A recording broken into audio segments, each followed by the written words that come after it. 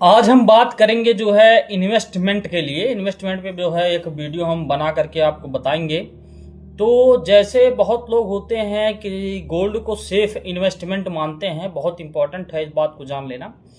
तो इसमें अगर आप किसी भी ऐप से, ठीक है, जो ऐप चलते हैं, जैसे मान लीजिए आपका फोन पे हो गया, गूगल पे हो गया, और भी इस जो है ऐप चलते हैं, ठीक है, इनका जो है, तो इस ऐप से अगर आप जो है इन्वेस्टमेंट करते हैं तो जो है आपके लिए जो है घाटा हो सकता है, ठीक है, क्योंकि इसके जिम्मेदार ये खुद होते हैं। लेकिन अगर आप जो है कोई डीमैट अकाउंट से बना करके डीमैट अकाउंट बनाएंगे, उसके बाद में उससे अगर आप जो है खरीदते हैं गोल्ड या सिल्वर को, तो आपको जो है वहां पर जिम्मेदारी जो है सेबी की भी होती है, यानी सेबी उसको रेगुलेट करता है।